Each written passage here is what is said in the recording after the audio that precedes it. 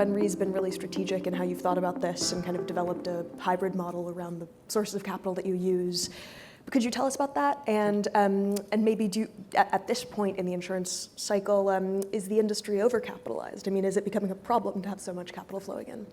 Yeah, so I'll break it down to a couple pieces. So third-party capital is something that is a permanent feature to our business. So if you look at, we have equity capital, preferreds, a normal capital stack within the owned entities, and then at different points in time, third-party capital has played, different types of third-party capital has played an important role in, certainly in our strategy, in thinking about how to bring the most efficient capital to the best risk.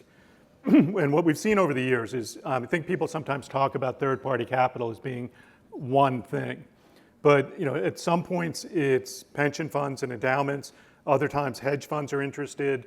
And what we're seeing now is a bit more of a shift to more private credit. So private credit has been very active, and private equity very active in the life business and looking for longer tail liabilities. So if you look at the way the way third-party capital has come into our business historically, much of it has been around finding low beta risk to add to their portfolios to improve the quality and the return of the portfolio. What we're seeing now is they're actually looking at long tail liabilities as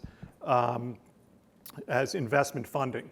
So they're not actually looking for it to be diversifying to their strategy. It's looking for capital that has a relatively long tenure that can be deployed into existing strategies that they have. I think for a company in our space, a company like Renaissance, our job is to always be looking for what are desirable risk and what is efficient capital. And if we can be at the intersection of that efficient capital and use our underwriting expertise to find desirable risk, we'll always have a role to play in solving our customers' problems. So, we did our first third-party capital vehicle back in the late 90s, and we've seen, many, many different iterations of it.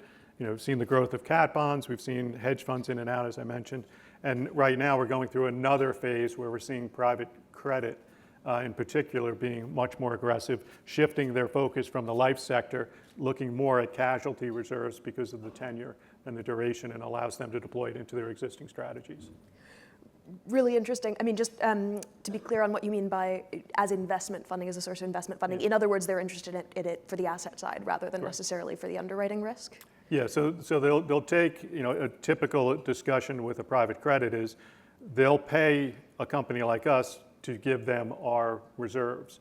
And with those reserves come the risk that they develop adversely and the benefit that they develop favorably. But then they take that as a pool of capital and then put it into their private credit. They can, because they're not a regulated reinsurance company, they can have much more leverage and a different investment appetite. And it's really an arbitrage between the restrictions we have on our investments and the freedom that they have on theirs. And what do you make of that influx of third-party capital? I mean, is all capital just capital, or are they sort of different as investment partners versus a more traditional reinsurance house? Yeah. So traditionally, capital for our strategies, we do all the underwriting, and then we take a significant piece of all the risk that we take alongside third-party capital. So the risk that we're bringing to them is we're not simply being paid as a production source to bring risk to third-party capital. We're sharing the risk with them. For this type of capital, they're really looking for it as a cost of funds. So they'll be willing to pay something to a company that's willing to disperse with reserves to them. And then they can take that and leverage it up and produce higher returns in a more liberally regulated investment strategy. Makes sense. I mean, one way that they're producing those higher returns is by, as you say, more aggressive investment strategies, more creative sourcing of these private credit assets. We've seen a couple of kind of prominent troubles in the credit market in the US recently with First Brands and Tricolor. I mean, do you see those as just kind of idiosyncratic one-off events, or are you more cautious when it comes to partnering with these groups? I think there's several degrees of protection, but these are complicated structures, and I think looking at the amount of over-collateralization, looking at what commutation features what is the governance, what is the level of equity to the level of debt in the structure. All of these things are going to be important in thinking about how these perform over time. Any risk market will have losses, and what you're referencing, there were some specific issues with regard to pledging of assets. I think being careful about having transparency as to what the investments are, so that if there are issues emerging, they can be quickly addressed by the cedent, is going to be important. I expect a big theme at the conference today is going to be kind of pricing discipline and the softer market that we're headed into overall. I guess my question for you is, how disciplined exactly are you prepared to be? I mean, if something like casualty re softens, for instance, how would you respond? Usually I get a property question. It's nice to get a casualty question. I think the casualty continues to see positive rate movement, and I think that will persist. And that's been going on for several years. My concern with casualty is whether the primary companies lose discipline in continuing to push through price, because if you look on the other side, the trend for U.S. casualty, and most specifically U.S. GL, has been probably in the 10 to 12% range. Prices have been keeping up with that, but if there is a reduction in price as more political pressure gets put on insurers for the price of insurance and the rate change, then the casualty market will begin to fall behind trend. So it's at a tricky point, but I believe in 26 we'll continue to see the rate come through. And most of it's quota share, so it's more important that the primaries are behaving than in other lines of business. Great. And I mean, I guess to put a slightly finer point on it, question I'll have for lots of reinsurers today is, like, as that market softens, are you willing to shrink your top line there? Yeah, we're always willing to shrink our top line. I think one of the things that was kind of a theme over the last several quarters in our earnings call is our primary metric is to grow tangible book value per share. And over the last several years, we've achieved that, but we've also achieved good growth. That's kind of the nirvana state. Right now, our focus is 100% on margin preservation over growth. And we've been trying to get that message out there that if an insurance company or a reinsurance company tries to grow by X% every year in every market, it's probably not the optimal strategy to have the greatest enhancement of tangible book value per share. So we're shifting to margin focus. Great. Maybe just one more thought on casualty to kind of bring together the two themes you just talked about. I mean, on the one hand, as we see some softening there, you might expect to see kind of more risk taking by primary insurers, and as the market softens on the liability side. And then on the asset side, we've just been saying it's become really attractive to kind of these more creative, aggressive investors who might be using it as a kind of arbitrage opportunity. How do you manage risks on both sides? I mean, what concretely are you asking from investors in that space? Yeah, I think understanding what the capital appetite is, and then what a company like us, what is our skill to address that appetite? Mm-hmm. So we have long tail reserves. We might be able to think about ways in which we can transfer those to another party in exchange for fees. The other side is, if they're going to be more aggressive on the acquisition of capital, they probably will be more aggressive on pricing so that they can acquire the capital, which will push rates down further. So it's going to be both a great opportunity for us to find capital to deploy into the casualty markets, and something to monitor as that capital is deployed by others at more competitive terms. And you also mentioned that the third-party capital is coming partly out of the life space, where obviously they've been a huge and growing presence, including here in Bermuda. Yeah. Do any of the troubles that we've seen in life give you pause in terms of those kind of strategies coming over into P&C, or do you feel like you're capable of managing them? I think a lot of it is understanding the governance of the structure that is deploying the capital. And I think if you look on the life side, I think depending on what you look at, probably 15% to, I've seen as high as 30%, but it's probably less than that, of the capital is with private equity or private credit. And there have been issues, relatively few compared to the number of assets that are transferred. But I think it's going to, again, be very important to understand the governance of these structures. Should things go wrong, then what happens? Great. Maybe on that point, you've had a presence in Bermuda for going on 3 decades now. Could you tell us about how, I guess, your perspective on how regulation has evolved, on how this country's become more of a hub for insurance. Yeah, no, Bermuda's a very, very important reinsurance market, and it's been our home since our formation. And it's a recognized jurisdiction. We've got great access to business around the world. There's a lot of capacity here, so it's seen as a market, like London is seen as a market. So we've seen lots of changes in the way Bermuda has regulated reinsurance companies. We've seen Solvency II introduced. We've seen all sorts of things, and Bermuda has always done a great job leading into that change and maintaining Bermuda as a premier jurisdiction for companies like us. I think currently there's another round of change that's occurring in Bermuda, which is the implementation of the global minimum tax. And Bermuda, once again, as expected, has demonstrated great leadership in thinking about how to introduce that corporate tax to companies here locally to make sure that we stay compliant on the worldwide stage. Is that causing you to second guess your presence in Bermuda at all, or are you committed? No. I think, again, Bermuda's led a great process. The legislation's not enacted yet. It's expected to be enacted over the next month or so. But I fully expect that, just as Bermuda has maintained its prestige spot as the preferred jurisdiction for a company like us over the last 30 years, I expect that to continue with the changes they're making and for the next 30 years. And I guess between tax and regulation, we hear a lot of chatter about the growth of rival offshore jurisdictions. I mean, the likes of Cayman and Barbados and others.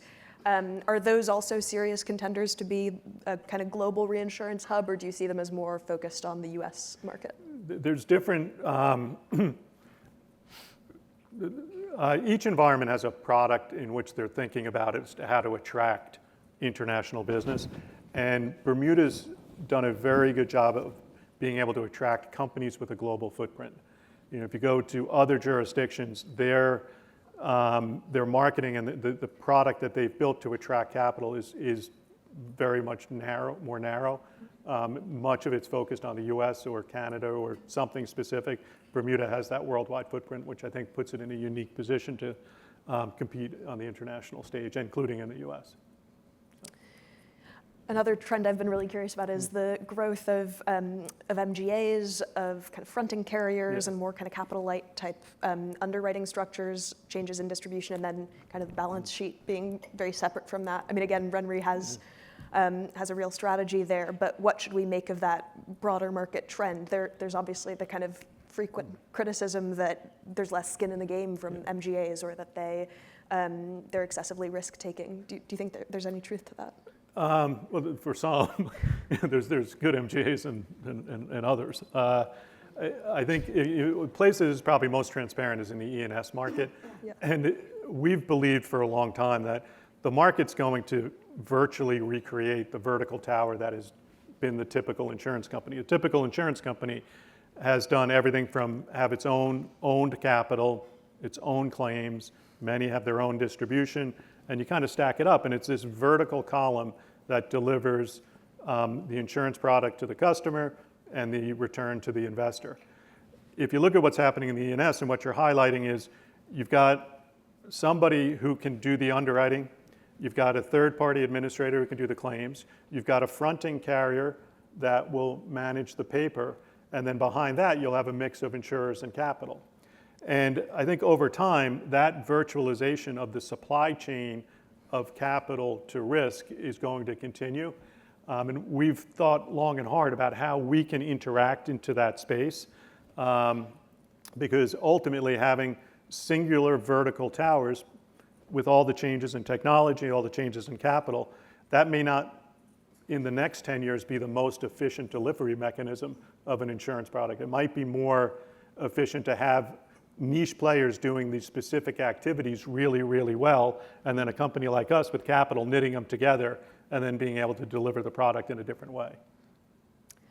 When the sort of Munich Re's and Swiss Re's of the world hear that argument, and other traditional reinsurers, or when I present that idea, I guess one response I get is, well, we've been around for centuries, and these newer entrants into the space haven't. And of course, we've seen previous MGA cycles that haven't ended very well for some MGAs. So I guess what tells you that this isn't just kind of a temporary trend, a mini cycle? What will give it the ability to last? Usually ends well for the MGA. It ends badly for the insurer. I think there is a certain permanence to what the traditional delivery model is, which I don't think is going away. But I do think what we're seeing now is going to be a more permanent competitor to the traditional delivery model of the vertical insurance company or reinsurance company. There are companies that have been around for a very long time, have seen many, many changes. There's enormous benefit to scale in the insurance business, which is very hard to replicate. But I think the growth in the E&S market is, again, an easy area to see the changes here most transparently, and I don't see that abating in the near term. Just to pick up on your great quip that it ends well for the MGA and sometimes badly for the insurance carrier, I guess, is that true now? Like in the kind of capital structure you just described, there's the risk originator, then there's a carrier, but then behind that there's a reinsurer, and maybe there's some third-party capital that's ultimately holding some of that risk. Yeah. Where the risks that we're seeing originated in the very fast-growing U.S. MGA space right now, like where do they end up? Is it pension funds and endowments and institutional investors who end up saying, yeah, we like the volatility and we can take some of those losses, or like where are those losses going to end up? It's still mostly ending up on traditional balance sheets, and that's likely to persist for some period of time. If you look, and not to advertise Renaissance, but the way we have structured our third-party capital is to mitigate the risk that you're highlighting. So the structures that we have are all shared risk with risk that we're retaining. So we are acting as the underwriter for the third-party capital, but we're also either the largest investor in the vehicle which they are participating, or we have that same risk on one of our own balance sheets, so that they avoid the natural fear that they're being adversely selected against within the MGA space or within any place in which they're putting their capital to use. I think wherever there's a dislocation between the fee earned by one element of the chain, and if it may not be aligned or it may be in contradiction to the goals of the next link in the chain's objectives, that's where you're going to have problems. And I think as capital begins to deploy more directly down that supply chain, being careful about what are those conflicts is going to be a very important way to preserve the margin you're seeking. Great. I think we have mics, so it'd be great to open it up to questions if we have them, maybe while the mics come around. I have another question, which is, are there any lines or products or areas of the market that you're avoiding, that you're not playing in right now, just because of softening rates or other reasons? We've traditionally not been in commercial auto, which I'd like to say was brilliance in seeing the market move to the state that it's in, but we've just never really been a player there. We think the market dynamics that don't suit the way that we think about underwriting. I don't see that changing in the near term. We've been underweight in workers' comp. So our underwriting philosophy is really not to find the one good account in a troubled line of business. We look to find lines of business or sectors of the market that we think are in a relatively constructive phase, and then try to find the best risks within those.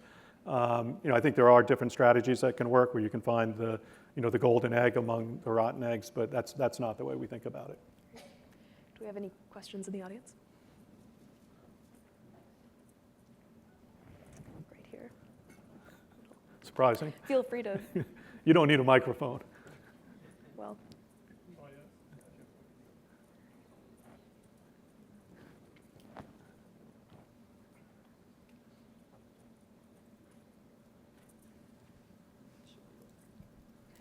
Thanks. One of the features of the P&C market, at least, is that P&C is becoming quite a small part of a lot of the large players' business models. So someone like Munich Re, P&C Re is becoming actually not a backwater, but an increasingly small percentage of their overall top line. I'm wondering whether that is going to have a big impact on the industry in the future, because on the one hand, you could argue, well, they're less dependent on reinsurance results, so they can maybe be more disciplined in cycles because they have diversifying business. But I'm sure there are some countervailing trends as well, and I'm wondering how you imagine that affecting the market in ways which might not have been true in the old days when Munich Re was more of a pure play reinsurer. Yeah, I think it's still a meaningful part. You know, the investment leverage has been an important contributor to their results. You know, I think any financial market's going to be cyclical. And those cycles are probably amplified when you're solely dependent on one product in one cycle, where you're going to need to live and die by the performance of that. I think for any company, having diversification gives them more flexibility to reweight their portfolios as opportunities within one market surpass the opportunities in another market. So the point you're making, in theory, should help continue to dampen the amplitude of cycles. We'll see.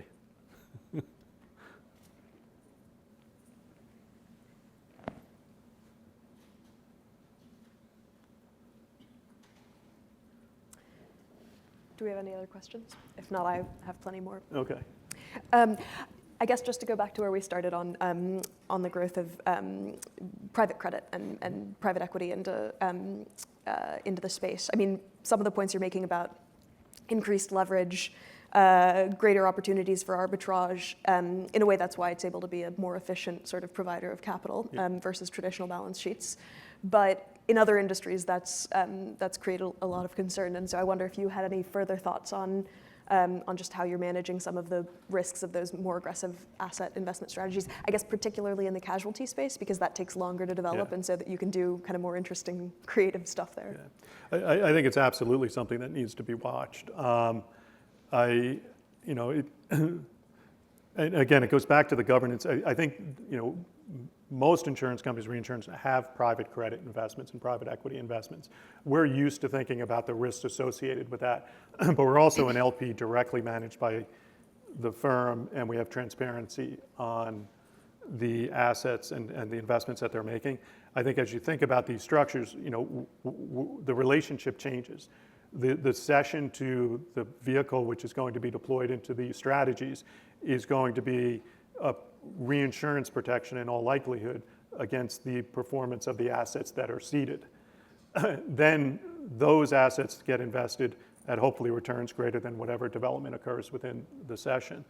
So there's more pieces to the chain that need to be monitored, and the alignment with the structure and the allocation to the assets is a little different than us being their customer.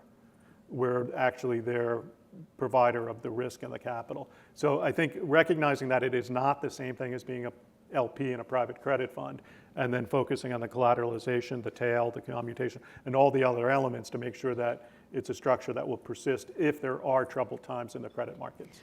Are there private credit opportunities you're passing up right now that you don't find attractive enough to participate in? Yeah, we see a lot of different things.